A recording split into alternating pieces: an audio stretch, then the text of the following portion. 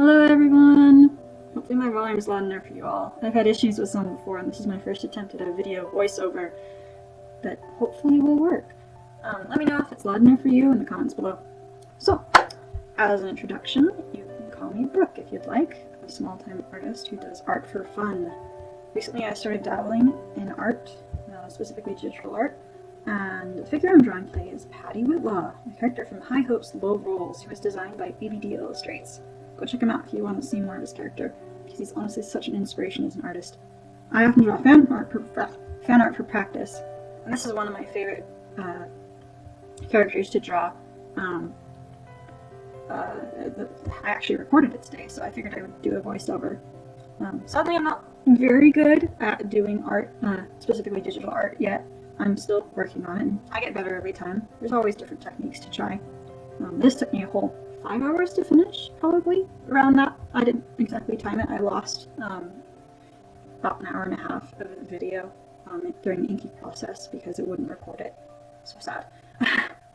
Most of the issues I have is that I just can't figure out how to fill in the characters without an area that it just doesn't cover completely, and so I'm sitting there inking in different areas. Plus, I'm just a perfectionist because I scroll in all the time. You'll see that a lot in my drawing. But yeah, I hope you guys like this and enjoy. I'll be doing little stories here and there just because this is a voiceover.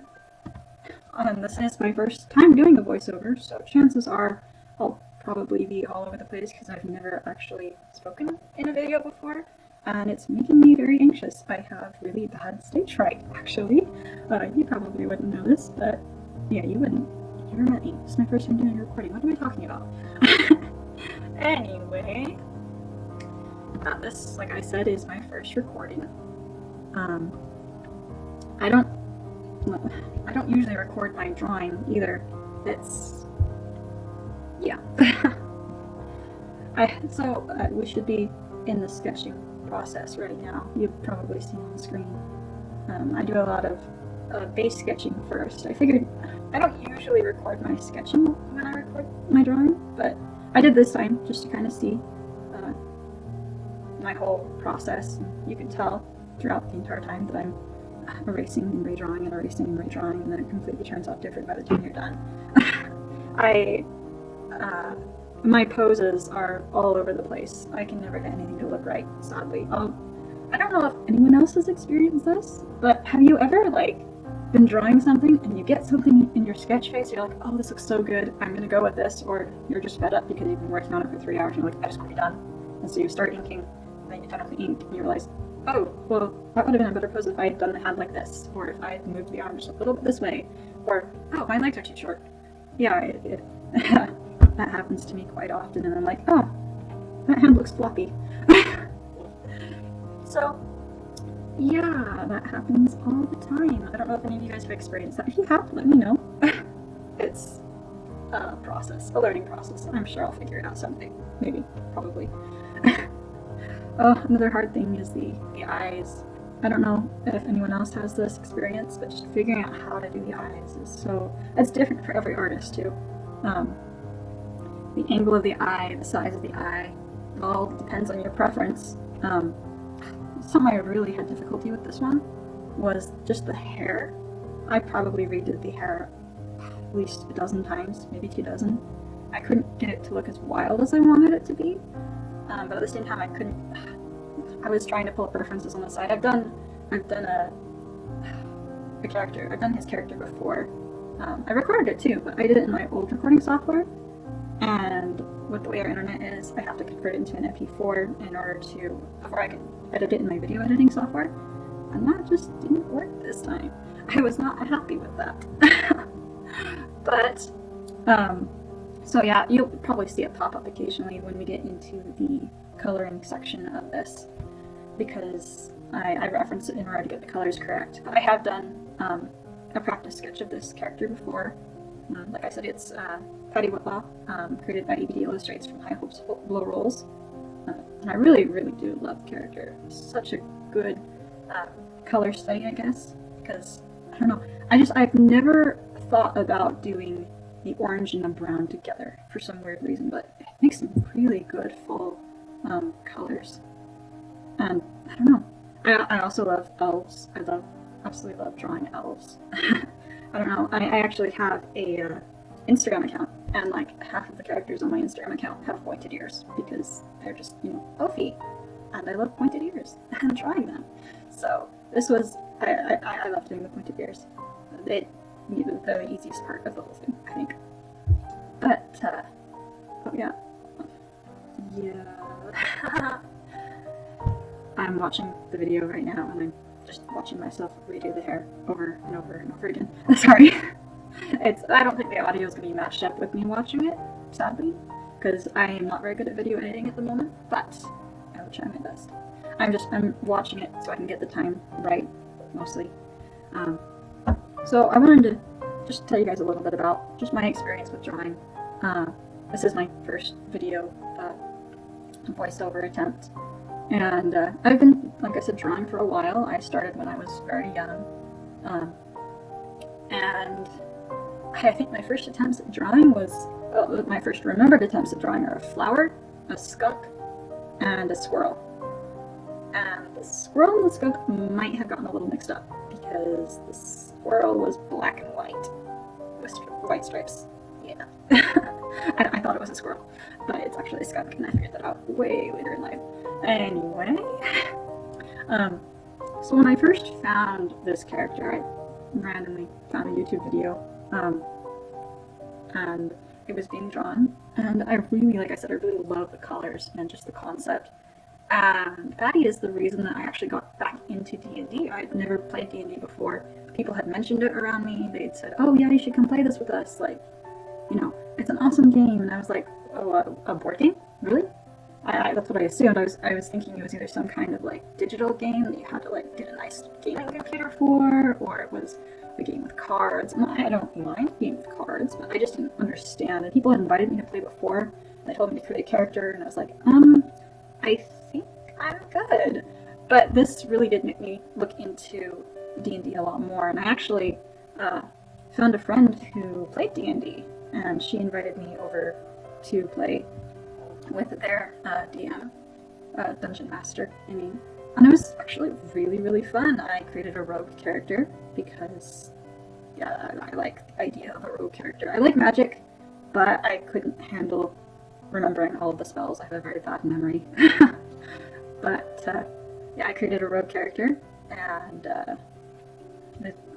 it was like on the slide the night before. We notified the game master, and he was like, "Oh, okay, fine, we'll add her to the game." And then I was in, and it was really fun.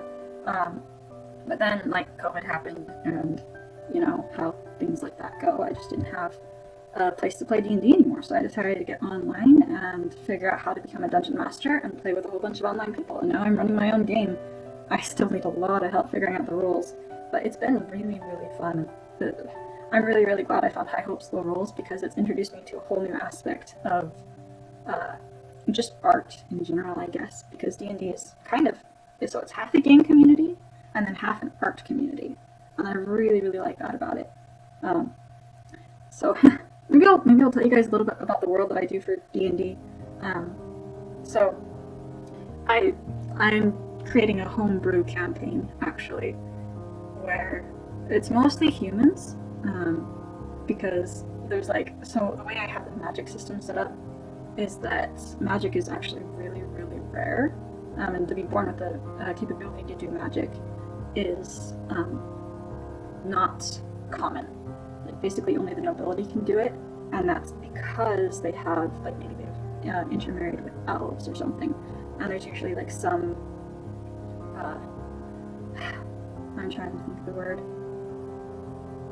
They have some magical blood in them that allows them to do magic, and so that just brings an extra element into the world itself. And the characters, it's very rare to be able to do magic, but there is ways to do magic without being a noble or having elven blood or anything like that in them. And that's that they have to use magical tools. There are crystals that contain magic and stuff like that. And this has nothing to do with High Hopes, Low Rolls. This is all my homebrew campaign. But It's interesting. We've had one full arc so far where the characters have gone in, well, the players, I say characters because I'm a story writer too, but where the players have gone in and they've, basically there was a landslide and they had to go help this town by bringing them supplies and helping clear out the debris for the landslide. But turns out that the town is infected with some kind of sickness that seems to be draining people of their life. And it's just an interesting concept because it is partly inspired by everyone getting sick right now, but there was, how do I describe it? Well, when I was making the plan for it, I was like, well, I want there to be a sickness, and I want there to be something that they have to fight in the end. And so I started looking up plague monsters, and I was like, you know, it has to be something. And I found a couple, and I was like, oh, those are interesting. I might be able to do those. And then I just settled on doing a necromancer, a reaper, basically. But it's not your typical reaper. I had it, basically he was a necromancer like hundreds of years ago.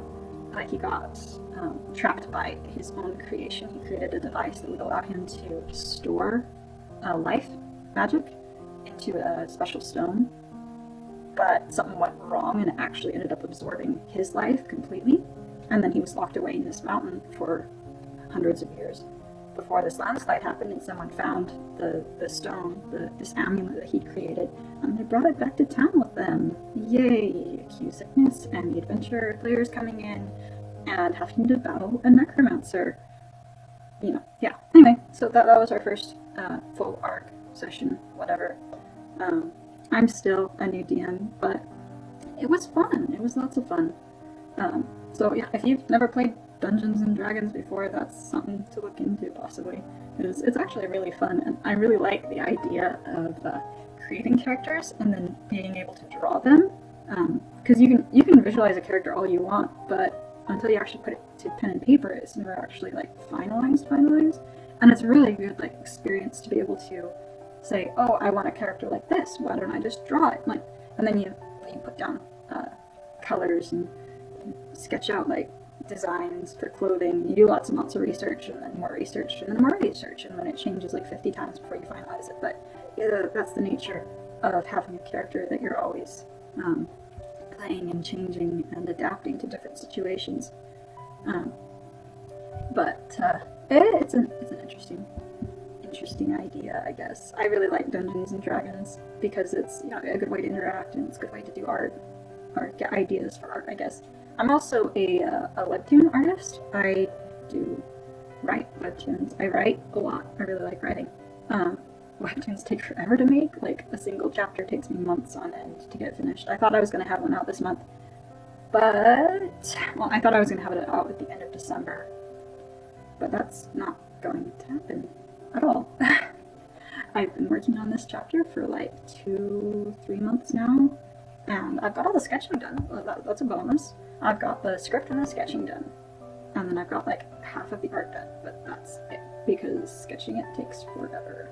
And the story just doesn't progress a lot, because with webtoon art, you do like 7 panels and you get 3 circles of dialogue, and it's not very conclusive. Like, you don't get a whole lot of plot going because it just takes so long to do the panels themselves. But it's fun, I guess. I get a lot of practice doing webtoon art, and it does teach me how to do it a lot faster. I'm always looking for new techniques on how to speed up my art. You'll notice in this video I'm doing right now for the leaves on Paddy's cloak, I wasn't quite sure how to do the bottom of his cloak. I knew I had done a piece before where I have what's called a cloud brush, and it just like it works for the top of his leafy cloak pretty well, because that's just pure leaves, but the bottom of it just didn't look right, and I couldn't get it to look right. I was very, very sad about that. But I tried. I really did. I redid it like 5 times and it still didn't look right. Oh, did I? Oh, I don't think I've mentioned it yet. Maybe I have. I probably did. I might not. I lost the video for the inking process, so you won't see that in here. It did take me an hour and a half to ink it, and I thought I had it recording, but it didn't record like I thought it was going to. There was just some issues with the video recording the video recording software that I was using, because this is my first time using OBS, so we'll see how it works.